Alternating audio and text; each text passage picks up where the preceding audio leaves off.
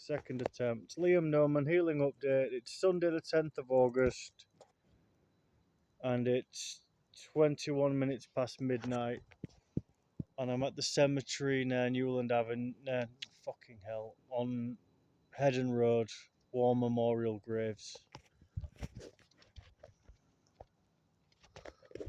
So this is... I should have put the light on. Fucking hell.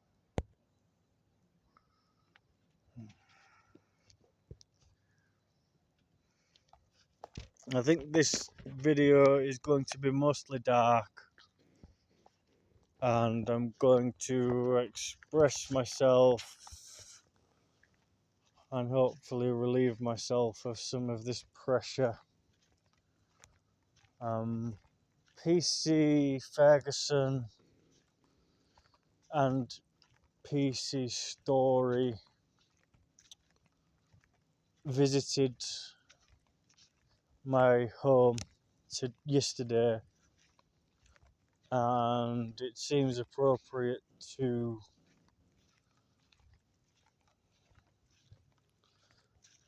not give too much more information regarding their visit. It's following on from my second arrest for stalking, when I sent my friend / former friend those messages when I was unwell. That was that was why they visited me. It was connected to that, not connected to the satanic, murderous paedophile ring I've been fighting against. I just called the Samaritans. The lady listened to me, and I heard her. She must have not known I was still on the call. I think she said, oh God, under her breath. And it's just such a heavy trauma to live with, such a fractured mind. And it's a full moon.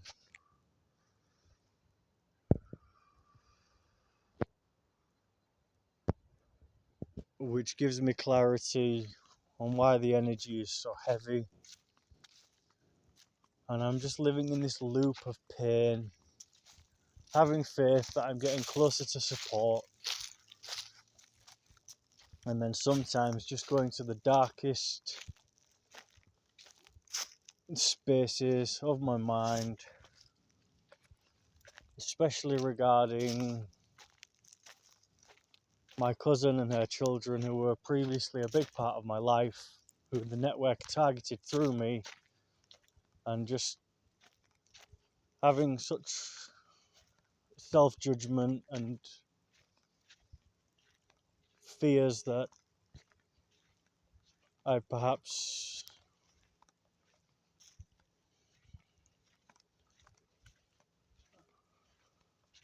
crossed the line with the children and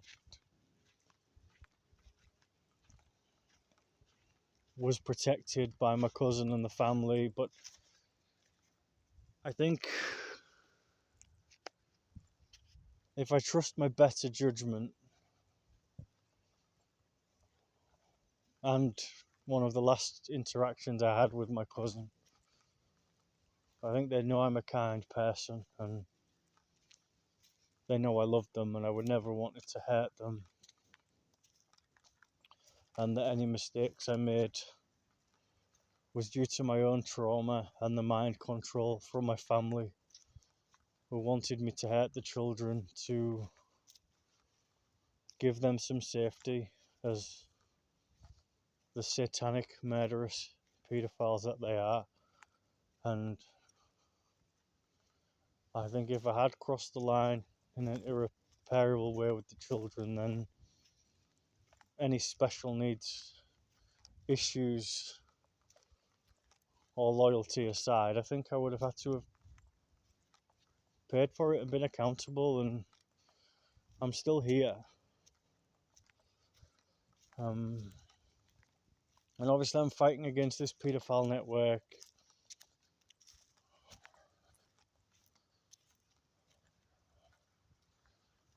And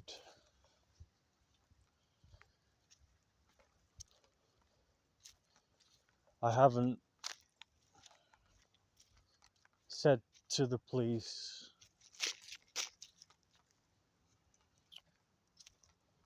through my own initiative or in response to their attempts at supporting me. I haven't said, look, yeah, I want to press charges against these pedophiles. I never said that. I want you to hold my hand as I cross over into this sort of, I want to press charges against them, because I felt too vulnerable, that they would just steamroller me, because they have a lot of money, the paedophile network. They have a lot of influence. They have a lot of connections. I'm confident they just say that I'm a crazy drug addict or a dangerous, violent drug addict. And they probably spread a lot of horrible information about me. Because it's easy for evil people to just say bad, horrible things about a vulnerable adult. Oh, he's threatened me with a knife, he takes drugs, he's a psychopath, his brothers are terrified of him. Oh, it's him, we've had loads of problems with him, everything we've done for him. And I lived in a lot of similar narratives when I was connected to them, some less intense, because I think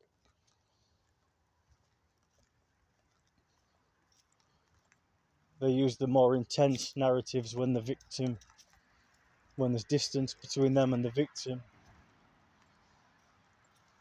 And I'm working towards putting this in the past, but it's just horrible. It's just horrible.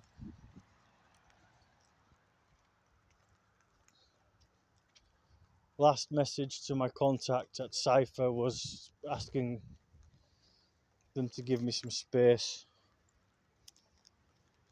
and I have suicidal ideations, and I'm just clinging on to my sanity.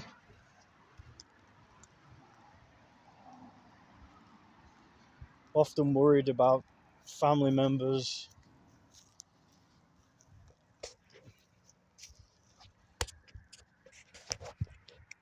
Hi.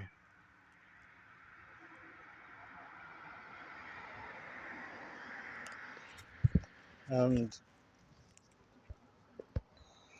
so I'm close to the prison. Emergency ambulance. And I just have all of these narratives or voices in my head just disturbing me constantly. Probably better to keep the camera on portrait. I normally prefer landscape. And if you followed my journey, you know that I was a child sex trafficking survivor. You know that I'm a satanic ritual abuse survivor. You know that I was forced to rape my girlfriend in my 20s, or the system was going to kill my little brother. You know that I found my dad deceased on my 26th birthday. I think it was my 26th birthday, or my 28th birthday. 28th birthday in 2016. You know all of my trauma, that they wanted me to pass this poison of sexual violence to my service users in the NHS and for the local care company I worked for, and to the children in my family and my friends' children. And it just never ends. It's just it's a horrible, painful journey.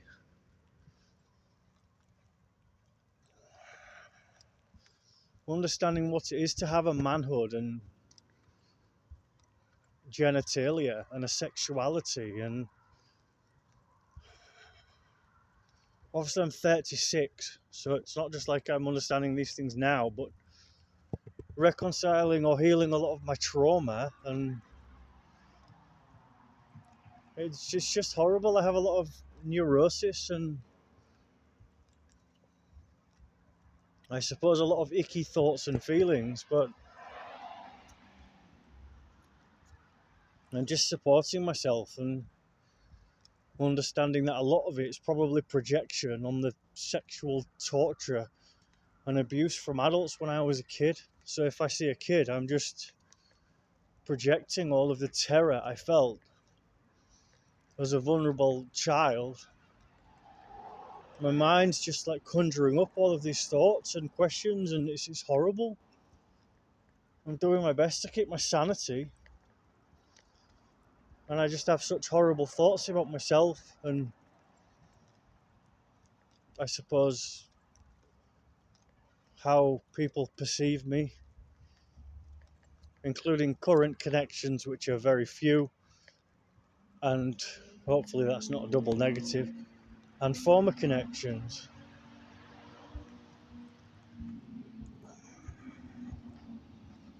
Walking barefoot.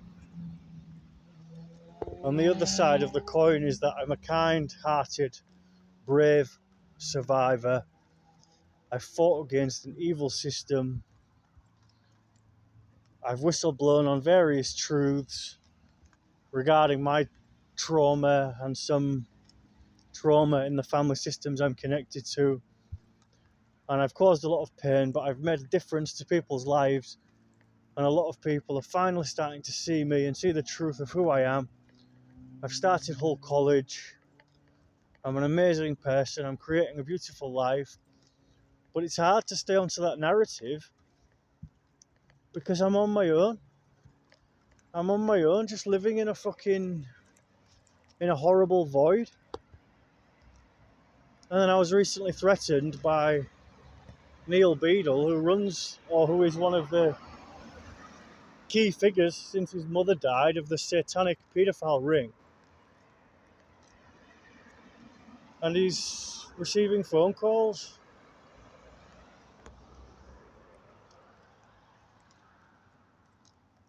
So I think the police deal with things in a case by case way.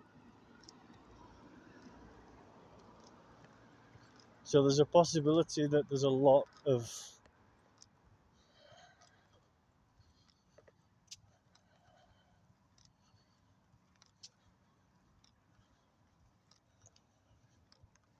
I don't know, a lot of justice being served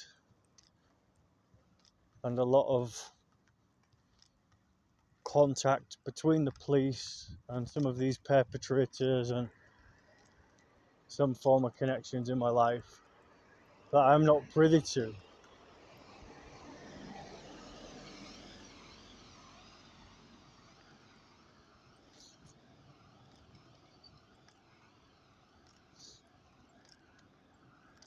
And it's just so I just feel so sensitive.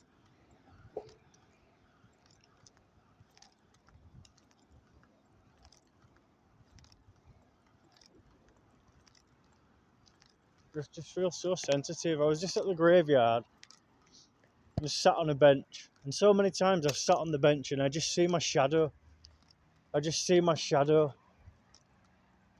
Just a life on a bench in a graveyard. I was laid on the grass in the graveyard after my call to the Samaritans, and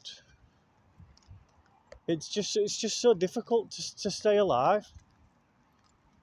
It's just such a difficult, horrendous lived experience. So I'm going to go home. I'll practice some self-love. 2 meals there. I have a lot of identity issues and a lot of questions and self-judgment, but I was never allowed to express myself or find out who I was. I had everything stolen and taken and tortured.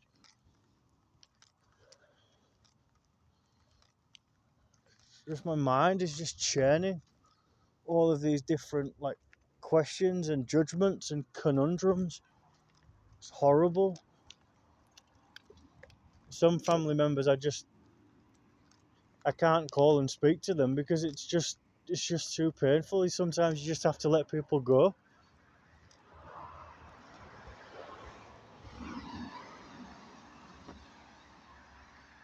So hopefully there's some light at the end of the tunnel,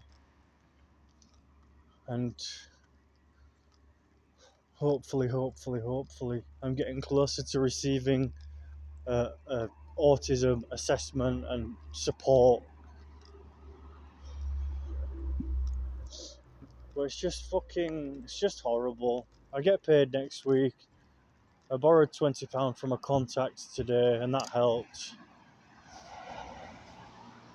Energy drinks are helping me because, well, they're helping me and not helping me. I think there are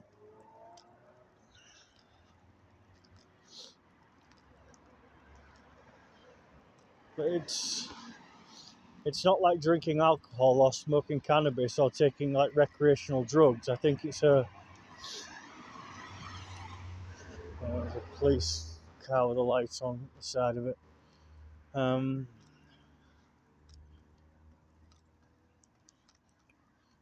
Some people might think that, I don't know,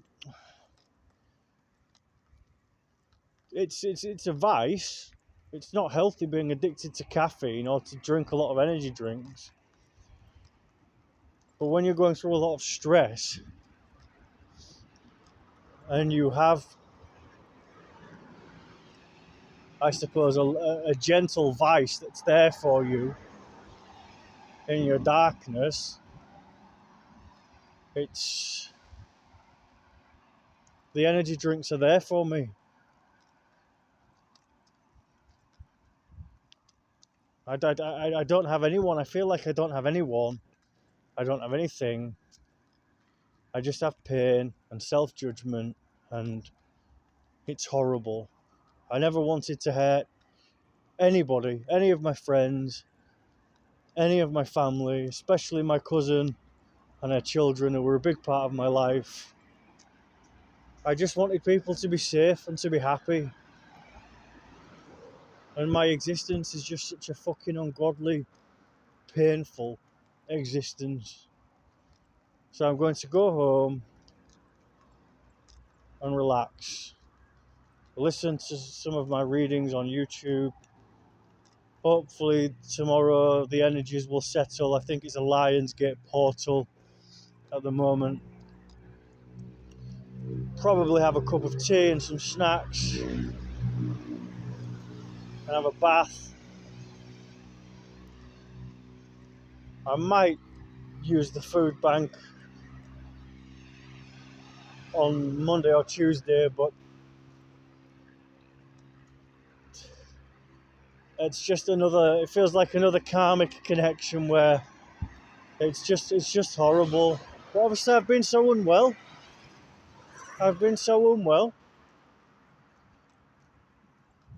If I do have autism or Asperger's, I think the satanic murderous paedophile network from my mum's side, I think they broke through. They broke through like my barrier of disability. They penetrated my disability by just torturing me.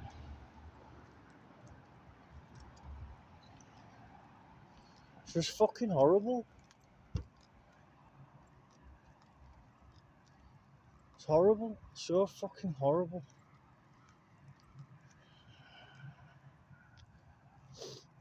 Just living in this fucking place of death. I emailed a host of a podcast I listen to for satanic ritual abuse survivors. I think it's the early hours now, so I think, I think it was for,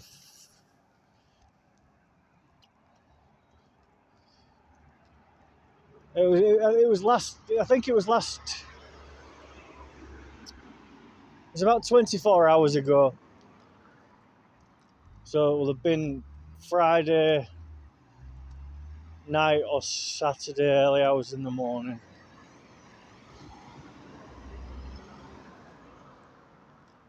And that was just like picking myself up from a space of death to to keep having faith that I'm working towards having a beautiful life and abundance.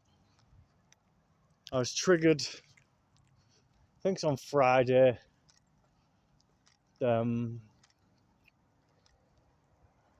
Two people who I suppose I don't particularly like or care for them, and perhaps they feel the same about me.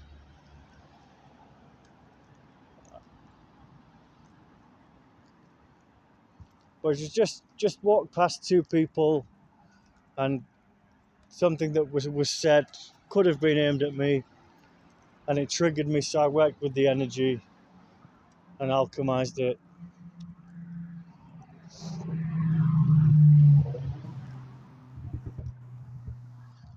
So I hang on, but I was taught to hang on. I can't truly convey how evil these people were, and some of the memories I'm working with, of trusting that these repressed memories are true, of being taught to hold your breath until the money comes, and hold your breath until they come to you in the carpet shop with alcohol that they put down your 14 or 15-year-old throat. And they're just fucking evil bastards who torture you to think you can't breathe until you have money. You can't breathe until you have alcohol. You can't breathe until you have your fix. And they bring prescription drugs into the carpet shop, and it's all ritualized. So there's a strong possibility that I was at satanic rituals that took place at a graveyard when I was a boy, and I was taught to just sit and look at my shadow as a special needs child who was forced to kill and do all of these evil, torturous acts. So this is what I do. I go to graveyards, and then sometimes I'm at a graveyard early hours in the morning, just looking at my shadow. Or I was at a graveyard in the Lake District when I went through, well, my spiritual healing void. I think I've had more than one dark night of the soul, which I think is common. And just like drawing a sketch of my shadow on a bench in a graveyard. I'm just fed up. And my grandmother, who used to feed me shit and sell me as a child sex slave, conditioned me to say, oh, he's fed up. He's fed up. And they just smile. They're just evil demons. And I talk, and I'm just trapped in all the speed bumps of how they conditioned me to speak, to sound incredible and make innocent terminologies or regular phrases just sound icky. And they just remind us of abuse. They just don't, they just. They're like just, because it was a speed bump. It's as you're stuck on just, lack, just. Well, they used to call me a lackey, which I never realised had the word lack in it. When my dad died, main uncle abuser said, "Oh, it's just another dead nigger then, yeah?" And then he goes through this big spiel about how my dad was old-fashioned and I'm taking it the wrong way, and then they blame you, and then I think Uncle from the carpet shop rang me, was your dad a nigger? Can't work it out. So what they're saying now, your dad, whatever his karma was, he's dead. Strong possibility that they helped tip him over the edge through me. So we're coming for your soul now. We want you dead. And then we can kill or convert your brothers. So we just chip away at your soul. You're not allowed to grieve for your dad. You have to make an oath not to cry. And you just got these satanic people just taking the piss. Like they do from the children, literally. It's just fucking evil. You can't grieve. You have it all trapped in you. Nothing means nothing. It all means nothing to them. They don't care. You don't cry at your dad's funeral. Do not cry, Liam. He was old-fashioned. I'm telling you now, he was old-fashioned. Oh, don't cry. You just keep it trapped in. They're in. Don't choose this food. What you like. You're going for a meal, family meal with friends, or a meal with associates. You don't choose that food that you like. Don't have chicken wings, don't choose a food that you like. Just taking over your soul. Oh, police car again.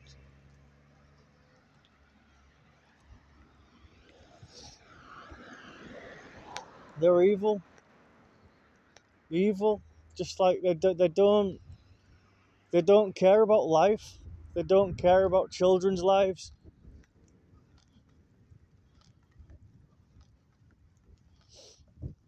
Horrible bastards. I'm just so tired. I'm so tired of being alone, having no support, clinging on to my faith, being worried about my brothers. But it's satanic. It's satanic abuse. They harm your family and your friends and everyone and everything you love, and they create an energy where you call someone and you're speaking to death. You're speaking to a broken connection. You're speaking to someone who's been converted. It's horrible. It's horrible. They don't care. They don't care. So this is approaching 30 minutes. The police car that drove past again, possibly looked like there was something hanging out the back window, but that could be paranoia. I'm just hanging on to my sanity. And I probably have experienced, well, certainly auditory hallucinations and possibly visual hallucinations when I've been through such a dark space.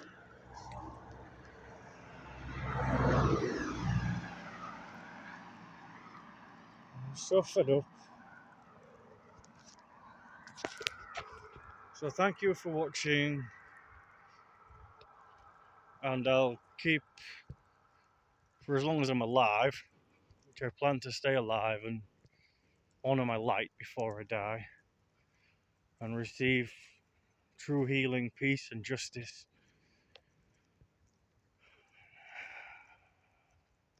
Thank you. And I hope to understand that I didn't lose my Jedi, I didn't lose my kindness, I didn't become a Sith or a perpetrator. I just want to heal and be free, and I'm alone fighting this. Thank you.